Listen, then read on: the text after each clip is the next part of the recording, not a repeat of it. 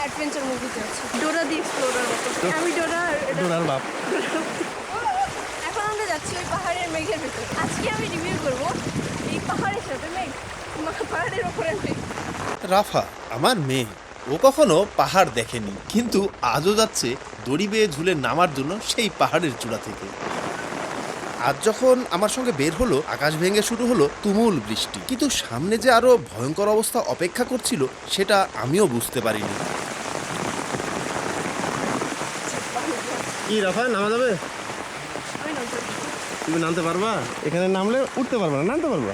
জিরিতে তীব্র পানির স্রোত। আমি জানি এটা ভালো অবস্থা না, কিন্তু রাফা যেহেতু এখানে প্রথমবারের মতো এসেছে, তাই ওর মনে হচ্ছিল হয়তো এটাই এখানকার স্বাভাবিক পরিবেশ। জীবনে প্রথমবারের মতো ঘুরতে এসে ও যে পরিস্থিতি পেয়েছে সেটা ওর কাছে চরম অ্যাডভেঞ্চারাস। পানিটা ধারো একটু।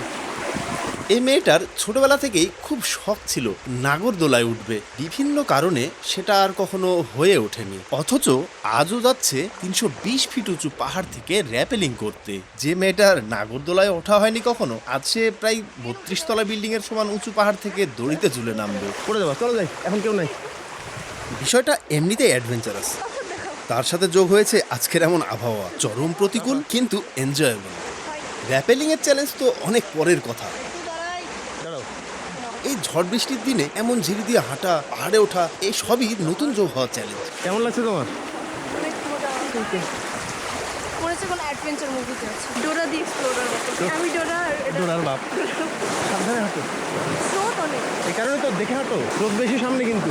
আর এই চ্যালেঞ্জিং কাজটাই সবার জন্য সহজ হয়ে যাচ্ছিল হোস্টিং টিমের সদস্যদের অভিজ্ঞতা আর আন্তরিকতায়। অংশগ্রহণকারী প্রত্যেকের দিকে সতর্ক দৃষ্টি রাখছিল এরা 5 জন, স্বাভাবিক সময় থেকে আরো বেশি সতর্ক, কারণ পরিস্থিতি যে প্রতিকূল। আর আমার মেয়ে, ওর সব অনুকূল প্রতিকূল নিয়ে কোনো মাথা ব্যথাই ছিল না। ঘন্টাখানেক ধরে হাঁটছে, কিন্তু তার মধ্যে কোনো ক্লান্তির ছাপ নেই।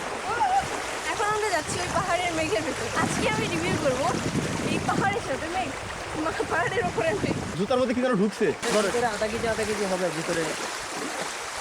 হাঁটা শুরু করো। এদিক দিয়ে যাবো, হ্যাঁ, এদিক দিয়ে। এমন পরিবেশ, এমন পরিস্থিতি ও আগে কখনো দেখেনি। সময়ের সাথে সাথে ক্লান্তির বদলে সে আনন্দে আত্মহারা। প্রত্যেকটা স্টেপ, প্রত্যেকটা পরিস্থিতি সে এনজয় করছিল।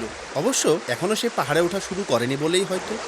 উপরে উঠতে শুরু করলে ওর কি হবে ভেবে আমি ভয় পাচ্ছিলাম, কিন্তু ওই ভয়টা আমি ওকে কখনো বুঝতে দিইনি। সময়টা সে নিজের মতোই উপভোগ করতে থাকুক। পাহাড়ে ওঠা শুরু হতেই আমি বারবার ওকে গাইড করছিলাম, বারবার ওর দিকে তাকাচ্ছিলাম, বুঝিয়ে দিচ্ছিলাম কিভাবে স্টেপ ফেলতে হবে। পিছনে কেউ আছে? ওকে। তবে ওর একটা খুব ভালো গুণ লক্ষ্য করলাম, আমি যা যা বলছি সব নির্দেশনা সে তো মানছিলই, আবার আমাকে দেখে দেখে আমার মতো করে হাঁটার ট্রাই করছিল। যে জায়গাগুলো যেগুলোতে পা দেওয়া আছে ওখানে দিবা, কিন্তু স্লিপ করবে, চাপ দিয়ে উঠবা। পারবে না, ধরতে হবে। কোনটাতে যাবো বলো তো রাফা? এটা তো না, ওই পাশেরটাতে। কিছু দূর ওঠার পর ওর মধ্যে ক্লান্তি লক্ষ্য করলাম। আসলে আমি আমার স্পিডে উপরে উঠছিলাম, ও যে একদম প্রথমবারের মতো ট্রেকিং করছে এ কথা মাথাতেই ছিল না। ও আমার সাথে তাল মিলাতে গিয়ে বেশি এনার্জি লস করে ফেলছিল। অবশ্য এটা নিয়ে ওর কোনো কমপ্লেন ছিল না, বরং ও চাচ্ছিল সবার সামনে থাকতে। ভয় হচ্ছিল ওর আবার শ্বাসকষ্ট শুরু না হয়ে যায়। রাফা, অত্যন্ত সাবধানে আসবা, তাড়াহুড়ো করার দরকার নেই। এই জায়গাটা শুকনা সময়েও দারুণ চ্যালেঞ্জিং। খুব সরু একটা পথ, ডান দিকে খাড়া দেয়াল আর বাম দিকে খাড়া ঢালু। আজ তো আবার পুরাটাই বৃষ্টির পানিতে ভেজা। আমার পিঠে ভারী ব্যাগ, সাথে বাম হাতে লম্বা ক্যামেরা ট্রাইপড, ব্যালেন্স করে ধরে রাখতে হচ্ছিল। অভ্যাস আছে বলে আমি সহজেই উঠতে পারছিলাম। ভয় হচ্ছিল রাফাকে নিয়ে, কিন্তু পেছনে তাকিয়ে দেখি ও আমার সাথে সাথেই চলে এসেছে। আমি ভেবেছিলাম হয়তো পিছিয়ে পড়বে, আমি অপেক্ষা করব আর এই দুর্গম রাস্তায় ওর উঠে আসাটা ভিডিও করব, কিন্তু আমি উঠে আসা শেষ করতেই দেখি ও আমার পিছনে দাঁড়িয়ে আছে, আমার সাথে সাথেই চলে এসেছে। মজার ব্যাপার হলো তখন ওর মুখে হাসি। আমি ওকে নিয়ে যে ভয় পাচ্ছিলাম সেটাও ভুল প্রমাণ করে দিচ্ছিল বারবার। ওর সাথে একটা সেলফি তুলতে গেলাম, ও ক্যামেরার দিকে না তাকিয়ে হা করে ধোঁয়া ওঠা পাহাড় দেখতে লাগলো। আর হ্যাঁ, সেই মুখ ভরা হাসি সে তখনও ধরে রেখেছিল। কারণে অকারণে স্বাভাবিক কথাবার্তাতেও ও শুধু হাসছিল।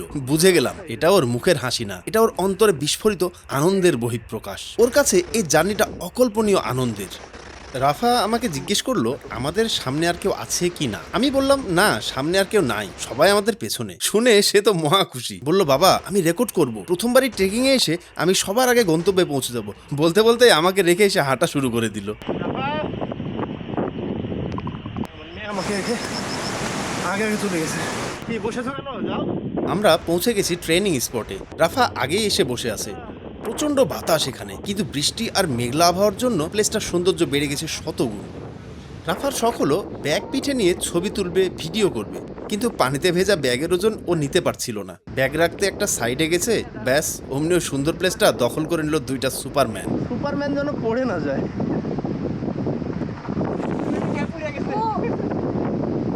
সুপারম্যান দুইটা আরো কিছু পোজপাজ মনে হয় দিত, কিন্তু রাফা আবার চলে আসায় ভদ্র ছেলে দুইটা জায়গা ছেড়ে দিল।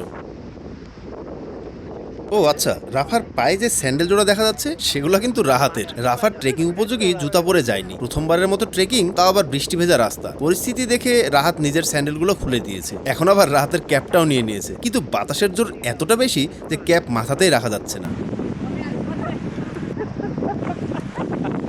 রাফার আনন্দ দেখে আমিও খুব আনন্দিত হয়ে গেছিলাম। আসলে পরিবেশটা এমন, এখানে কেউ মন খারাপ করে বসে থাকতে পারবে না, আর যদি কেউ পারে সে তাহলে মানুষ না।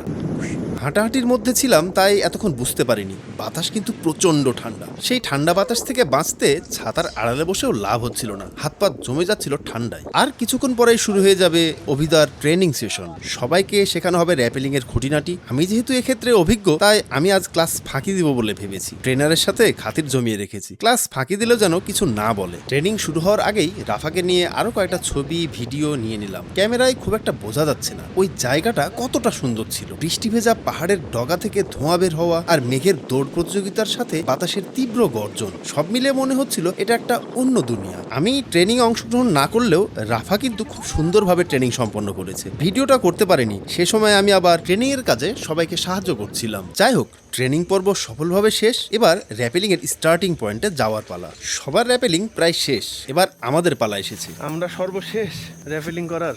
শুরুর দিকে রাফার যে এনার্জি ছিল সেটা এখন অনেকটাই কমে গেছে, চোখে মুখে ক্লান্তির ছাপ স্পষ্ট, কিন্তু হাসি মুখে মজা করা চলছে।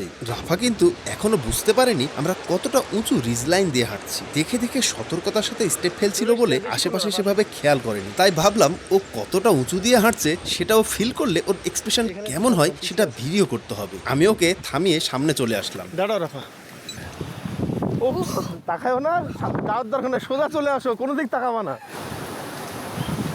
আল্লাহ, হ্যাঁ, কোনো দিক তাকাবা না, সোজা চলে আসো।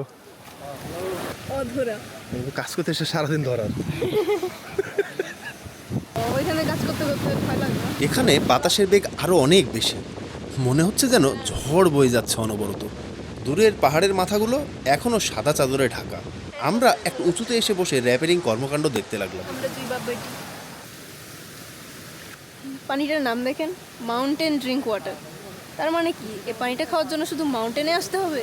অনেকক্ষণ ধরে চুপচাপ বসে থাকতে হচ্ছিল বলে ভালো লাগছিল না, শুধু আবহাওয়ার সৌন্দর্যেই টিকেছিলাম। দূরের পাহাড়ের মাথাগুলো এখন অনেকটা স্পষ্ট দেখা যাচ্ছে, কিন্তু বাতাসের গতি আগের মতোই আছে। রাফার চোখে মুখে যতটা না ক্লান্তি, তার চেয়েও বেশি বিরক্তির ছাপ স্পষ্ট। এতক্ষণ ধরে চুপচাপ বসে থাকা ব্যাপারটা আসলে ক্লান্তিকর। সবার র্যাপেলিং শেষ, শুধু বাকি আমি আর আমার মেয়ে। দিন প্রায় শেষের দিকে, একটু পরেই সন্ধ্যা নেমে যাবে। সবার শেষে নামবে রাফা, ওর আগেই আমি নেমে যাব।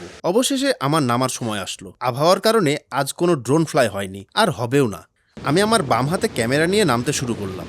খুব বেশি আলো নাই, অন্ধকার নামতে শুরু করেছে। আমি চেষ্টা করছিলাম যেন দ্রুত নেমে যেতে পারি, কারণ আমার পরে রাফা নামবে। এর আগেও তো আমি র্যাপেল করেছি, কিন্তু আজকের মতো এতটা অন্যরকম অনুভূতি হয়নি। মনে হচ্ছে দুনিয়াতে আর কেউ নেই, আমি একা। কেমন যেন একটা থমথমে অবস্থা। অর্ধেকের বেশি নেমে যাওয়ার পর দেখি আমি যে রোপ দিয়ে নামছি সেটা একটা গাছের ডালে আটকে গেছে। নিচে নামতে হলে সেটা আগে ছুটাতে হবে। কয়েকটা জোরে টান দিতেই রোপটা ছুটে গেল। আমি যতটা সম্ভব দ্রুত নামার চেষ্টা করছিলাম। আমার মাথায় শুধু একটাই চিন্তা হচ্ছিল, এই অন্ধকারে রাফা নামবে কিভাবে।